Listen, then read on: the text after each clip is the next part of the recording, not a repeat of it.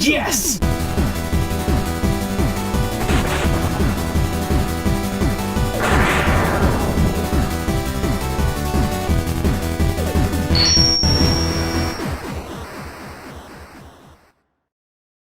Earthworm Jim. Hey everyone, welcome back to another episode of The Completionist, and today we're going to take a trip down memory lane, a nostalgic trip. But there's one problem. I've never played the original, so it's not nostalgic for me. So maybe for you guys at home, it's incredibly nostalgic, but it's not for me. I'm blind on both fronts. Earthworm Jim HD Edition. Earthworm Jim was the kind of game that as a kid was genuinely uncomfortable for me to play. Maybe I was too young, but I remember being completely put off by how weird everything was. In fact, thinking about it now, I don't even know who or what the game is about. All I do remember is that the main character was named Earthworm Jim, and he was a worm in a spaceman suit with a gun, and he was terrifying. But Batman, why don't you play the original? HD remakes suck. They don't stay true to the original at all.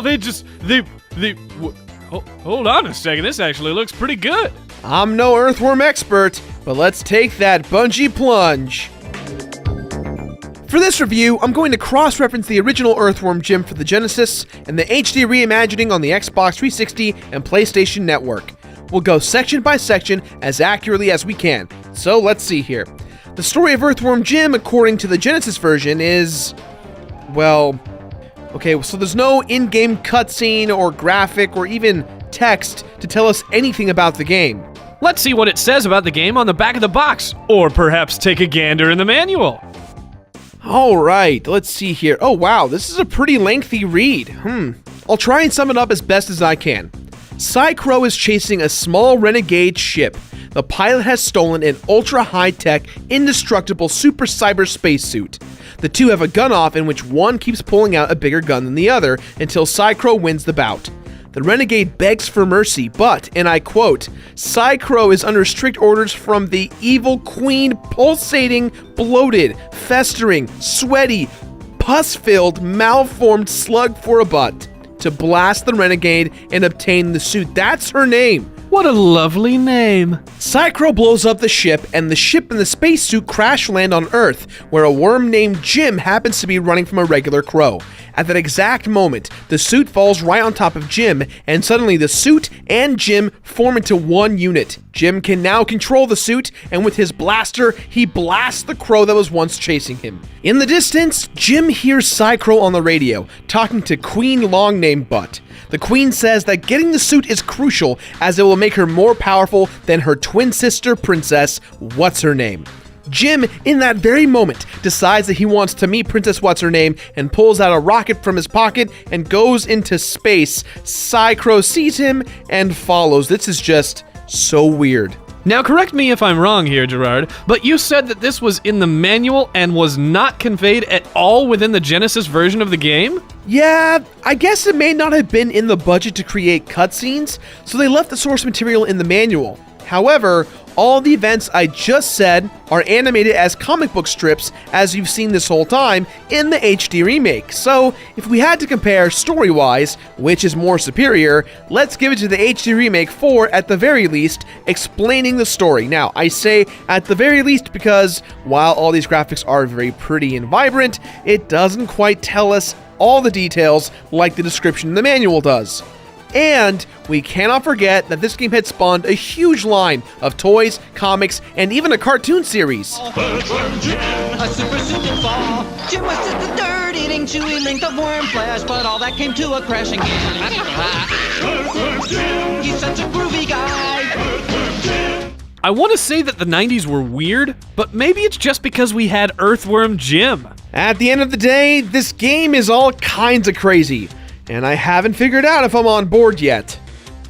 Now this next part I find very fascinating. In all the research I found on Earthworm Jim and its grassroots, there's tons of missed sightings and unfinished publications on where it all started, so I'm gonna try my best to make what I can of it. Back in 1993, a company named Shiny Entertainment was created by veteran game developer David Perry. Shiny Entertainment would go on to have a long-lasting relationship with Interplay Entertainment, the company who would eventually go on to have the rights to anything related to Earthworm Jim. With his new company at the time, he teamed up with Doug 10 Naple, I always ruin that, 10 Nipples, I don't know, and the two of them created the characters Earthworm Jim. Previously, the two had worked on Disney's The Jungle Book. At the end of the day, it was Doug who was credited as the creator of Earthworm Jim, and David being credited as the designer. What happened to Shiny Entertainment? Shiny Entertainment would go on to be purchased by Atari. Atari didn't do so well later on, so they started selling off their developmental studios. They eventually would sell off Shiny Entertainment to The Collective to form the studio Double Helix Games, which to date is owned by Amazon and is responsible for the reimagining of Killer Instinct and most recently, the Strider Huryu game. And as for Doug, well, whoa. Hey Greg. Yeah? Dude, according to the internet, he got a master's degree in art from Cal State Fullerton in 2012. You mean to tell me that we went to college with the creator of Earthworm Jim at some point, and we could have seen more than 10 nipples? Technically, yeah. Whoa. Interplay would go on to sign an agreement with Gameloft, a company filled with former Ubisoft employees, to distribute the Genesis port to the Nintendo WiiWare. Gameloft also in this agreement was contracted to make a brand new HD port of the game, with no computer code being the same as the original. So yes, this game is an authentic rebuild of the original. Earthworm Jim HD. Authentically replicated. Personally, I think the HD remake actually looks really great. The animations are solid, everything is much more fluid, it just flows better. However, purists in the Earthworm Jim fan community cite that the HD remake gets a ton wrong, including animation frames and lazy recoloring of older assets. Earthworm Jim's music is incredibly iconic. Being created by video game music legend Tommy Tallarico, a man who needs no introduction, Earthworm Jim's music is superb. Which is better during the console wars? I think overall Genesis shines a little bit more, and honestly the remake's music is just as spot on as it can be. I think it's wonderful. But here's the kicker to the whole thing, no one from the original team was offered to work on this game. Not Doug, not David, not Tommy, no one. Gameloft did it all on their own. Gameloft actually has a notorious reputation for underpaying their staff and other things of that shady nature. Look, this is all fine and dandy, but here's the question I have. This game is about an earthworm that rides on a pocket rocket through space looking for a princess while running from a crow. Can someone please explain these level designs to me? The first level is in a junkyard, a space junkyard nonetheless. The second level is hell, space hell. We are in space hell, and the third level, it looks like we're in some type of underwater submarine base. Character designs are weird, enemies are weird, everything is weird! I think you just answered your own question, dude. The 90s were super weird. Yeah, no Shubwangis. The Tick, dude. Oh, and Ren and Stimpy, as much as I love them, they were messed up. But while we move away from presentation, it is important to know that the HD port is incredibly faithful to the original, as the level designs were left the exact same, which to me was a very smart move. Unfortunately, 2 levels were cut from the remake, the bonus level Who Turned Out the Lights, and the level Big Broody, a level featured in the special edition version of this game. Earthworm Jim for its time was considered a global success, and it wasn't very easy either. Having one main difficulty, this game paved the way for challenging games of the early console wars. In the options menu you can alter the difficulty, but in the end, the original setting is the one to choose. Earthworm Jim is a platformer, but it has an odd emphasis on running and gunning. The junkyard is a great first introductory level. He can shoot with his blaster, which is limited to the ammo you must collect. You can jump, holding your jump will give you a helicopter-type glide effect. He can climb, pull himself up ledges, etc. But one awesome thing he can do is that his suit can grab his head and use it like a whip. In this case, in order to move forward, we need to whip the fridge. Whip the fridge? Why would we want to do— That was awesome! We just launched a cow into space! Oh, the flying cow. This game is awesome, dude. What were we thinking? Flying cows! While yes, this game is fun, it's not the best designed, and the HD remake is true to that bad design flaw. For instance, you can't jump and shoot at the same time, which is kind of a missed opportunity they could have easily done with the remake here. You can't whip in all directions while jumping in the direction you'd like to, which is really disappointing because there's so many moments that will have you whipping across in a timed swing rhythm. It does provide some frustrating platforming, so that's great for sticking to the original, but it brings up that point of aging. Oh, what? Since the game is 17 years old, you think it's aged poorly? You'll have a hard time discovering what will hurt you, what's good for you, where to go next. Earthworm Jim is also the kind of game that has 2 or 3 levels that you will absolutely hate, and they are hard as hell. And what's worse is that, again, the HD remake honors that design. The only big improvement they've made is that water level, but overall, these levels that you hated as a kid, you're still gonna hate them. And of course, we've got achievements in the mix as well. There is one convenient update that they did. You can now swap between weapons as you collect ammo. In the original, when you collected the big atomic ray gun blast, you had to use it right then and there.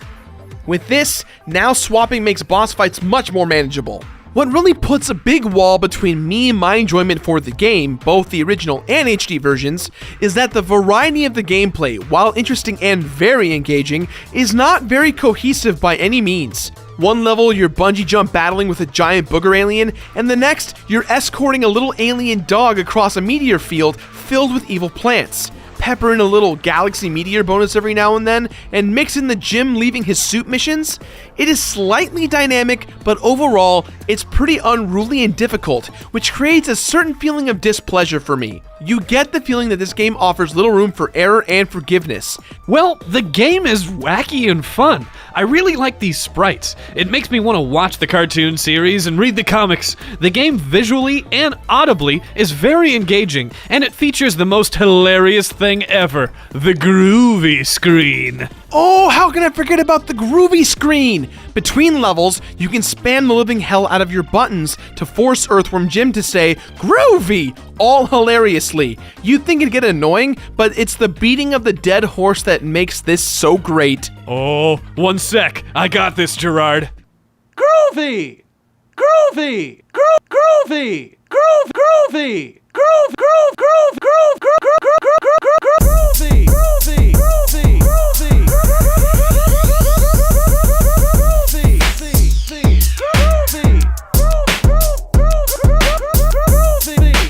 The HD remake does add a fair amount of content, so let's talk about that real quick. We've got collectibles in some of the stages, which does add a little flair to look out for. While they did take out those 2 levels, they added 3 brand new maps exclusively for the game, and there's an online multiplayer mode, which is pretty damn rad.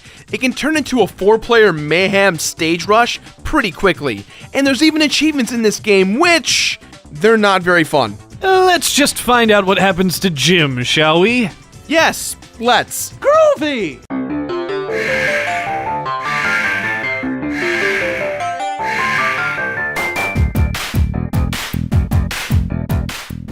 After starting the game over and over and over and Gerard. over and over and over and over and over Gerard. and over and over and over and over Gerard, and calm over down!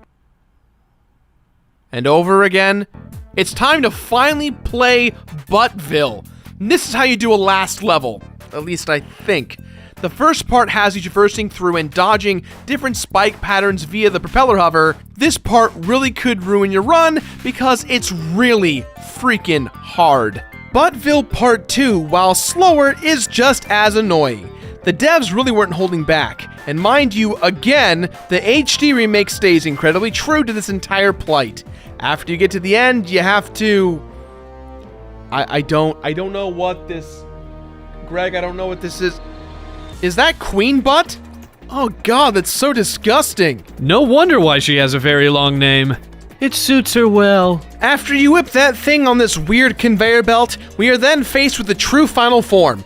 Guns don't seem to do much, there's spikes all around us that will probably kill us, so I really don't see much of a good idea as to where to go from here. You should try whipping it in the face!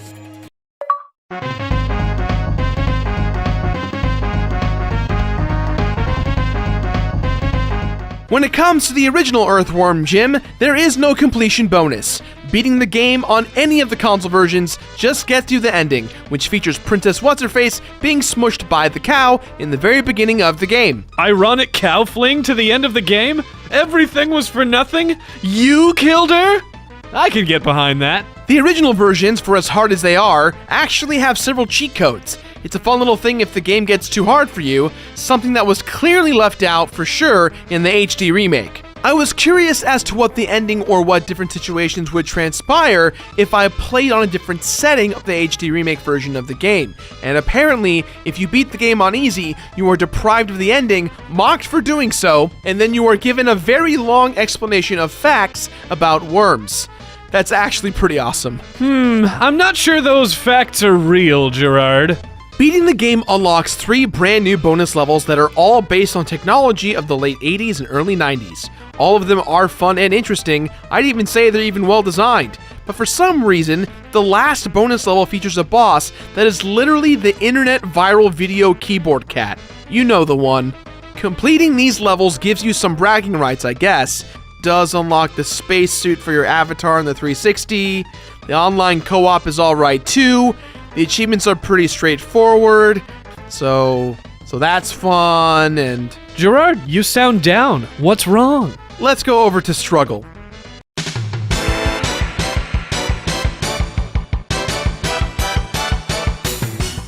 So here's the deal with Earthworm Jim HD and its achievements. The first 10, very easy, fun, borderline exciting, not too difficult, but challenging enough. But then, there's a massive spike in difficulty in the achievement list with the last 2 achievements that are overall batshit crazy. Earthworm Never Dies and Superhero. These 2 achievements are so stupidly hard that I want to have a little quick angry rant about it. In the struggle? Doesn't that seem kind of late in the... Oh, well, what... Commence angry video game jihad rant! These 2 achievements are so freaking stupid. Holy hell. Earthworm Never Dies has you playing the game on the original setting, better known as the hardest setting, without dying once. Now, I bet you're thinking to yourself, sure, it's doable. Just take your time. Take your time, Gerard. Well, why wait and take your goddamn time when you can also knock out the Superhero achievement, which has you beating this game on the original setting? May I remind you, the game is hard, and because it's hard, it's not short, in less than 50 f***ing goddamn minutes. This rant, I understand it. Do I dare ask if you get anything from it all? Bragging rights to you, your family, and your pet worm. Do you really have a pet worm? No, Oh, it says it okay. in the game. Sorry, man. Let's wrap things up here. Is the HD remake better than the original? I'd argue yes. Visually, gameplay-wise, and audibly, it's a pretty great remake. But that's just coming from a guy who's never really played Earthworm Jim, let alone, I'm not really a fan of Earthworm Jim. New people to Earthworm Jim will really enjoy the HD route. Nostalgia folks will probably stick to their guns with the Genesis or SNES versions of the game. Well, I gotta say, after looking at both games, I can see the appeal of Earthworm Jim. Its weirdness and quirks are a good time, but I can't say I recommend the game to someone who's never heard of Earthworm Jim. If you love the 90s and the weirdness that goes along with the whole cartoon era of things, you'll definitely enjoy this game. The HD remake is great for newcomers, but if you want to be a purist, you can pick this up on the WiiWare port available on your Wii or Wii U. However, completing this game is definitely not worth that extra effort. There is no value in completing this game. It's true. The HD achievements are just way too hard and there's no reward. So, with that in mind, this game gets my very stern completionist rating of play it. Earthworm Jim. And after you play it, be sure to subscribe. Missed last week's episode of The Completionist? Give that a click right here. Or if you want an in-depth guide that explains how to complete Shovel Knight by the Completionist himself, that's Gerard, by the way, give that a click right here. Back to you, sir. That's all the time we have today, guys, so please, as always, leave your thoughts anywhere on the internet that you'd like. Twitter, Tumblr, Face, Twit, Tamblegram. Haven't said that one in a while. Face, Twit, Tamblegram. Do it. Or the comments below, whatever you see. Whatever you see. Are you here? If you're here, you're still here, if you made it all the way through, hashtag what up. Hashtag what up. No, you don't have to hashtag. Anyways, now if you excuse me, Greg, take it away. What do you got? If you got to this part in the video, you have to know what's coming next. If you have to know the next joke. You've seen the episode. What's the joke going to be? Greg, take it away.